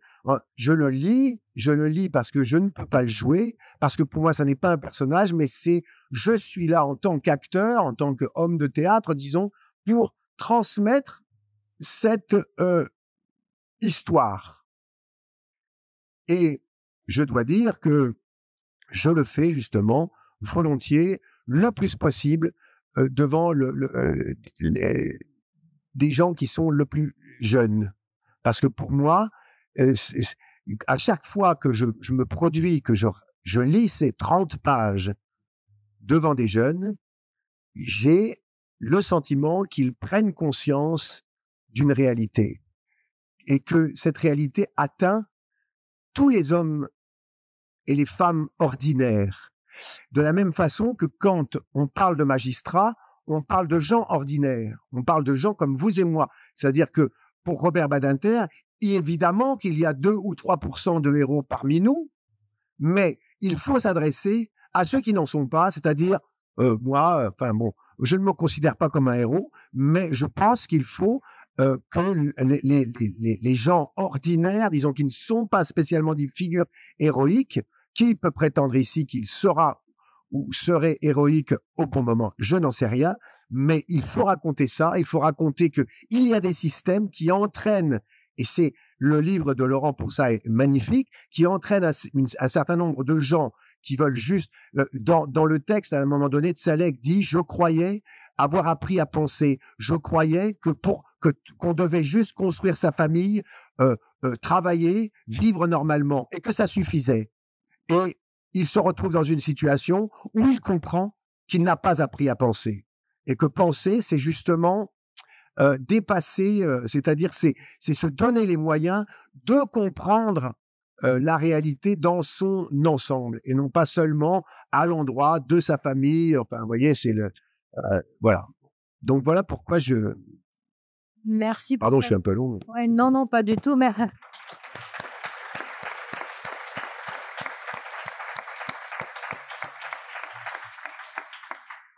merci pour cette réponse parce que je crois que finalement c'est une bonne conclusion aux questions qu'on a, enfin conclusion provisoire aux questions qu'on a posées.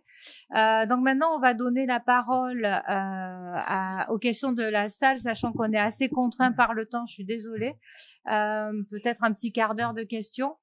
À qui veut prendre la parole?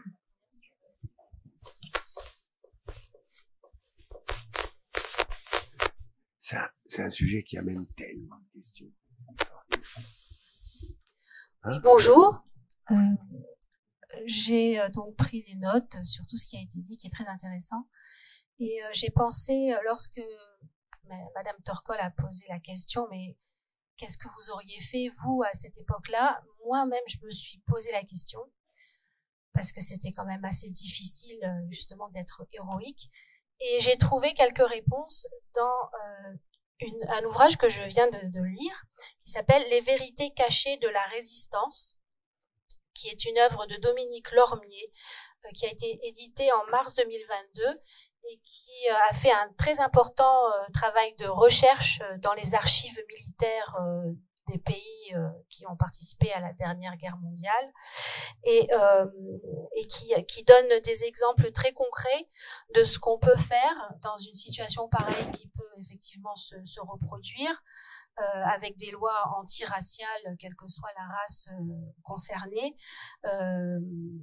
par des personnes donc dont les vies ont été un petit peu évoquées, des personnes donc qui appartenaient à des partis qui étaient interdits, ou à des maquisards qui avaient refusé d'aller faire le service du travail obligatoire en Allemagne, mais aussi à des hauts fonctionnaires, à des magistrats ou à des petits fonctionnaires comme des professeurs qui ont à leur niveau, donc chacun à son niveau effectivement peut agir et refuser de retirer à une catégorie d'êtres humains cette humanité et ce droit à l'égalité avec les autres hommes, à partir du moment où on considère qu'il y a, que ce soit une race ou une catégorie dans la société qui ne doit pas avoir les mêmes droits que les autres, là, je pense que c'est un danger auquel il faut être éveillé.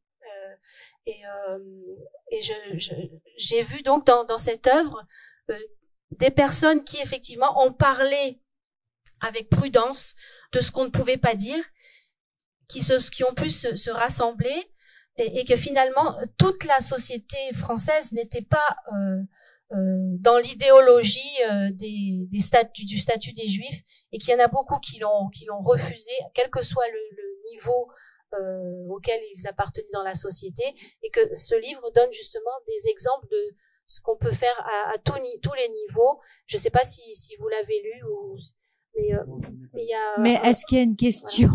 La question, voilà, c'était est-ce que vous avez lu et est-ce que ça fait partie de vos sources ou pas? Voilà. Merci. Non, je ne l'ai pas lu et ça ne fait pas partie de mes sources, mais c'est la question d'un étudiant. Je comprends qu'il y a tous les outils pour réfléchir à la bonne réponse, mais je suis pas certain qu'il y ait une bonne réponse. C'est un peu ce que j'essayais d'indiquer tout à l'heure.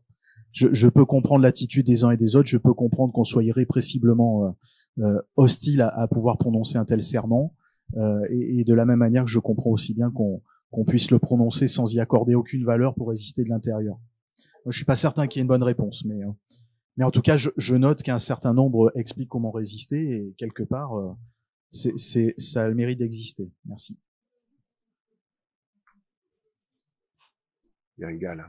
À la question suivante, oui, je sais pas qui a le micro, merci. Qu'est-ce qui différencie l'antisémitisme d'aujourd'hui à celui de Vichy? Parce que on sait qu'il y a quand même des variances et selon vous, quels sont les grands variants de l'antisémitisme d'aujourd'hui? Alors, il est commun avec celui de Vichy dans le sens qu'il est, à mon sens, culturel. Mais il a une dimension supplémentaire aujourd'hui, c'est que, à mon sens, il est l'objet d'un objectif politique, ce qui n'était pas aussi prégnant sous Vichy. Je m'explique. Sous Vichy, on pense l'antisémitisme et le régime s'adapte. Aujourd'hui, j'ai l'impression qu'on a une tentation d'utiliser l'antisémitisme à des fins politiques, parfois peut-être électoralistes, sans forcément trop y croire soi-même. C'est-à-dire que l'antisémitisme n'est plus un objectif, mais un moyen de parvenir à quelque chose. Alors, est-ce qu'on est moins antisémite parce que l'antisémitisme devient un moyen plutôt qu'un objectif? Je ne sais pas. Je n'ai pas la réponse à cette question. Mais en tout cas, le visage moderne me semble être plutôt celui-ci. Je vous remercie.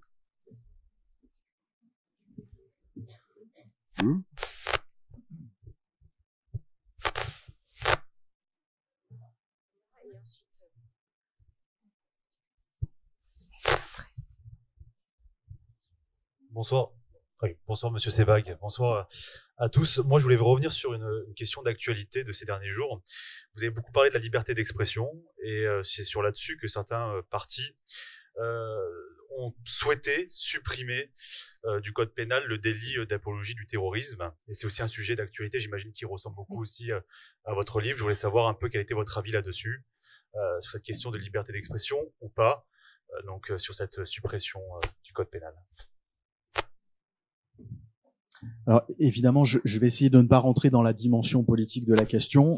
Je vais rester à peu près de là où je me situe et ce que je pense à peu près connaître, qui est plutôt le droit, même si j'ai une vision, enfin j'ai une perception politique de cette question qui est posée sur la scène aujourd'hui. Je suis pas certain que ce délit d'apologie du terrorisme, en tout cas tel qu'il est conçu et intégré dans le code pénal depuis 2014, est une infraction, enfin, est une limite à la liberté d'expression. Je pense que ça ne se positionne pas sur le terrain de la liberté d'expression. À la différence de l'ensemble des apologies qu'on peut trouver dans la loi de 1881, l'apologie contre les crimes contre l'humanité, qui est une façon de dire, attention, historien, il y a une limite à ce que vous pouvez dire ou ne pas dire quand la vérité est définitivement acquise. Je crois que le délit d'apologie du terrorisme, en tout cas quand on l'a sorti de la loi de 1880 en 2014, pour l'intégrer directement dans le code pénal en disant attention, c'est une infraction de droit commun, je pense que le législateur nous a renvoyé l'idée que ça ne relevait plus de la liberté d'expression. Et qu'à ce titre, c'est finalement peut-être quelque chose de plus profond qu'une atteinte portée à la liberté de penser et de dire. C'est une façon de dire à partir du moment où dans un État comme le nôtre, nous avons connu des attentats terroristes, nous avons connu le sang du terrorisme, le terrorisme en lui-même ne relève plus d'une pensée ou d'une expression, c'est une atteinte à ce qui relève de la vie ensemble. C'est-à-dire c'est le minimum commun de l'humanité, c'est le consensus global. Et c'est la raison pour laquelle j'ai du mal à comprendre pour quelle raison on le sortirait du code pénal, si ce n'est à dire, finalement, penser accepter ou refuser le terrorisme, c'est juste quelque chose qui relève de l'expression de la pensée. C'est autre chose.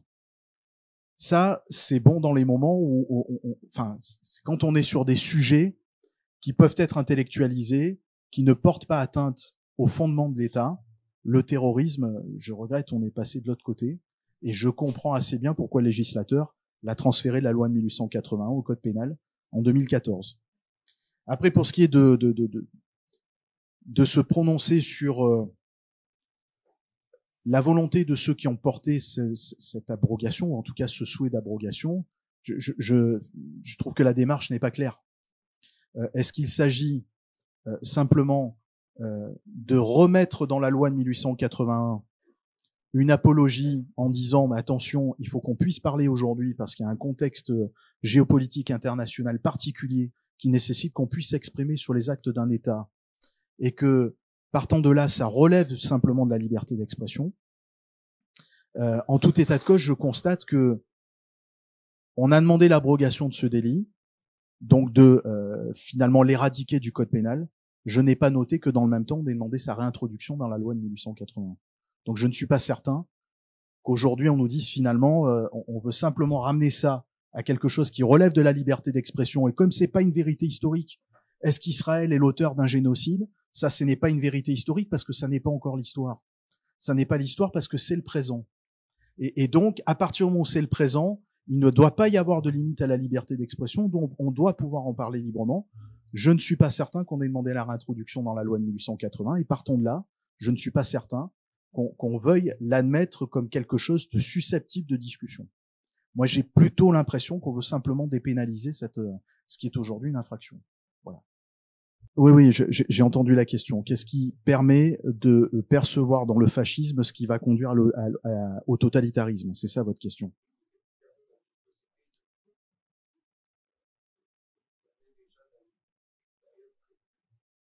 Alors, on est dans une période pré-totalitaire quand on met en place une sorte d'idée un peu, une idée globale, voire une idée unique, qu'on va tenter de mettre en place en essayant de faire croire qu'il n'y a pas d'autre vérité possible. Ça, c'est le début du fascisme. Aujourd'hui, si on doit tenter un parallèle pour essayer de savoir ce qui, dans la société française, peut-être, parce que j'ai l'impression que votre question, elle conduit un peu à ça, qu'est-ce qui permettrait de percevoir dans la société française des éléments du fascisme qui pourraient nous donner des inquiétudes vers une conduite vers le totalitarisme? Moi, j'ai l'impression que c'est quand même principalement le populisme. C'est le populisme qui pose le terreau, de ces bases du fascisme, qui consiste à gommer le sens et les explications des choses. C'est-à-dire que on peut être tenté de percevoir dans la société française une volonté de tout simplifier sans explication. Et évidemment, à partir du moment où on peut tout simplifier, on peut arriver à une idée unique qui, elle, conduira au totalitarisme à partir du moment où l'intégralité des couches de la société appelleront la mise en place de cette idée unique. Pas très clair ce que je dis peut-être, mais la simplification à l'extrême conduit à l'idée que il y a une idée unique, et à partir du moment où cette idée unique devient un programme politique et porté par un parti unique, on sombre dans le totalitarisme. Après, là où je vous rejoins, c'est qu'évidemment, il faut pas attendre d'être arrivé au totalitarisme pour s'en inquiéter.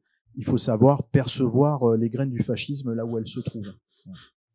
Juste une précision, parce qu'animer une conférence, c'est aussi avoir une tâche un peu difficile. Ça sera la dernière question, pour des raisons encore une fois, j'ai dit d'ouverture de la faculté de droit.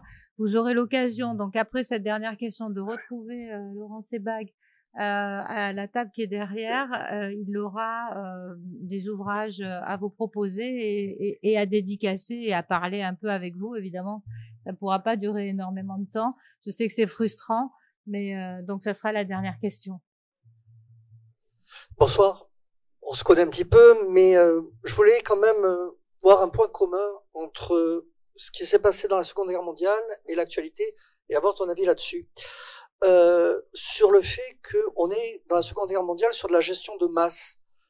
tu as cité Hannah Arendt quand Eichmann disait, mais moi je gérais des stocks. Et il y a une certaine résonance avec justement la fonction de juger et celle que l'État voudrait nous imposer sur la gestion de stocks. Dès lors que c'est ce que je pense et je voudrais savoir ton avis là-dessus, dès lors que l'on gère des stocks, on n'est plus dans l'humain. Et donc on annihile l'humain et toutes les dérives peuvent être possibles. Après je te laisserai répondre. Je voulais juste faire aussi un petit point, c'est que on n'a pas parlé encore de la philosophie, mais on aurait pu croire que les philosophes auraient pu nous aider. Et quand le plus grand philosophe, l'un des plus grands philosophes de la seconde moitié du siècle, à savoir Heidegger, était un nazi convaincu et a écrit des choses très intéressantes, on peut se poser la question justement de ce qu'Hannah Arendt disait, la banalité du mal, et dire est-ce que le mal il est pas un petit peu en nous dès lors que notre conscience s'endort un petit peu, ou un petit peu trop. Alors je vais revenir sur la première partie. Je trouve ce parallèle extrêmement audacieux, je le dis, parce que j'y comprends que tu dresses un parallèle entre les difficultés de la justice aujourd'hui qui croulent sous la nécessité de la gestion des stocks, c'est-à-dire une perception très administrative d'un métier qui ne doit en réalité être conduit que par l'humain, et la capacité à prendre le temps nécessaire à l'examen de la situation de chacun. Et l'œuvre de Vichy. Alors, le parallèle est très audacieux, mais oui, effectivement, si on extrapole et qu'on se pose la question en rebondissant sur celle de ce jeune homme tout à l'heure, qui est de dire à partir de quel moment on commence à sombrer dans le fascisme, et qu'est-ce qui nous permettrait d'identifier les graines du fascisme qui puissent nous conduire à un état totalitaire, en tout état de cause sur le travail de la justice, évidemment, faire en sorte que le magistrat traite un dossier plutôt qu'une personne et qu'il en traite 150 par jour plutôt que 2 en y consacrant le temps nécessaire avec l'humanité nécessaire, évidemment, ça peut être un frein à la protection des libertés individuelles et ça peut être un frein à ce que ce magistrat, ce juge, demeure le garant des libertés. Ça me paraît évident. Je peux rajouter quelque chose parce que pour moi qui suis dans l'art et dans le théâtre, la culture, et j'ai justement Hannah Arendt, on a fait un spectacle qui s'appelle Fragments autour de textes de Hannah Arendt sur la culture de masse. Parce que votre idée de masse, et quand on vit la culture aujourd'hui, et quand on la vit comme moi, parce que depuis très très longtemps en France, et en particulier d'ailleurs dans le Sud, eh bien, je trouve que à un moment donné, Hannah Arendt dit, pour la culture de masse, elle dit le moment où le problème des masses, c'est qu'elles ne veulent pas la culture, elles veulent les loisirs, n'est-ce pas? Elles veulent se distraire. Et on sait que dans distraire, il y a détourner le regard, surtout ne pas voir ce qu'on a en face de soi. Et donc, je crois qu'aujourd'hui, avec ces phénomènes de masse, il y a quelque chose d'extrêmement dangereux qui arrive et qui, à mon sens, prépare très bien au fascisme ou au totalitarisme, c'est le fait qu'on confonde le divertissement et la culture et l'art. C'est-à-dire que il y a un processus de masse. Si vous voulez, moi je fais aussi du cinéma, je fais de la télé ou je fais du théâtre. Quand vous faites du théâtre, vous avez comme ici une salle limitée, n'est-ce pas, de gens qui sont en présentiel ensemble. Si vous faites une série pour une plateforme, à ce moment-là, vous allez entendre parler de millions de personnes. Vous allez entendre d'abord parler de ça. Vous n'allez pas entendre parler de la qualité. Vous n'allez pas entendre parler au propos de tel ou tel chanteur ou chanteuse. C'est génial parce que il dit ça. D'abord, la première chose que vous entendez, c'est tant de millions de bénéfices, tant de millions d'auditrices, d'auditeurs. Et c'est pareil pour moi. Je sais puisque je peux travailler autant dans le divertissement que dans l'art et la culture. Mais le problème que nous allons avoir aujourd'hui, c'est qu'il y a, comme le disait Hannah Arendt, il y a aujourd'hui des gens qui affirment politiquement que My Fair Lady, c'est la même chose que Hamlet. Et là, c'est un gros problème. C'est pas qu'il n'y ait pas de divertissement, mais c'est qu'on les amalgame, c'est qu'on les confonde, qui devient quelque chose d'extrêmement dangereux. Et comme par hasard, Hannah Arendt parlait exactement de ça, de la culture de masse comme un immense danger pour les démocraties.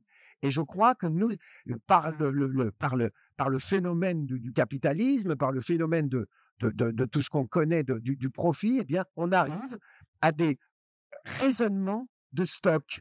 Et ouais, c'est extraordinaire ce que vous dites, parce que je vous assure que quand on défend un théâtre comme je le fais ici à Toulon, et qu'on défend le rapport d'un individu avec un autre individu, évidemment, en s'interrogeant sur la société, donc sur le nombre, mais on s'interroge de ça, on doute, eh bien, on est de plus en plus, comment dirais-je, on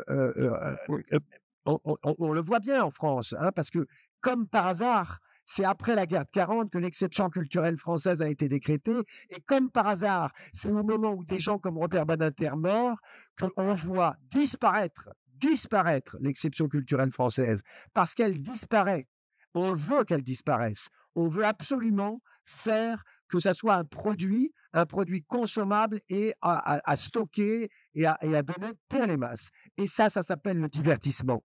C'est pas la culture, c'est pas l'art.